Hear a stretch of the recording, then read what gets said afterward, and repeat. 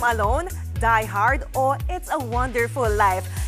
Alin kaya dyan ang best Christmas movie of all time ng IMDb? Alamin natin yan sa report na to.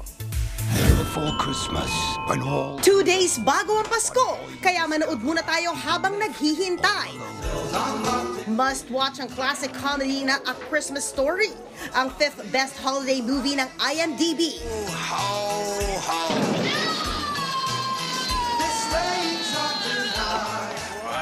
Para sa mga gusto lang matawa dahil sa kwelang misadventures ng isang pamilya bago ang Pasko. Kung bet nyo naman ang makaluma na medyo spooky, eto ang A Christmas Carol. Sa halip na si Santa, mga espiritong dadalaw sa'yo. Pangatlo, ang sikat na Home Alone. I made my family disappear.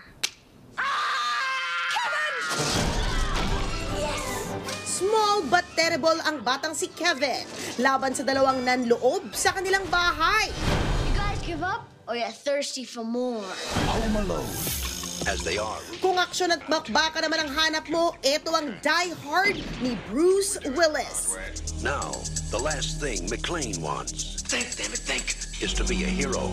Set in a Christmas party sa LA, ang pelikula kung saan na-hostage ang mga tao. He's an easy guy to like. Come out to the coast, we'll get together, have a few laughs. And a hard man to kill. At ang best Christmas movie of all time, ang 1946 film na It's a Wonderful Life. Kwento ng isang frustrated businessman. I said I wish I'd never been born. At kwento ng what ifs kung hindi siya ipinanganak sa mundo. You have no identity. Oh, what do you mean, no identity? My name's George Bailey. Na may halong lessons kung gaano kaganda ang buhay.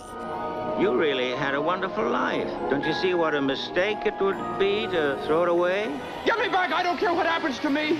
I want to live again. Happy New Year! Nagbabalita mula sa Frontline. MJ Marfori, News 5. Mga kapatid, Jania Lipon po, laging maging updated sa latest sa entertainment and lifestyle para maging una sa balitaan. Bisitahin at mag-subscribe na sa social media pages ng News 5.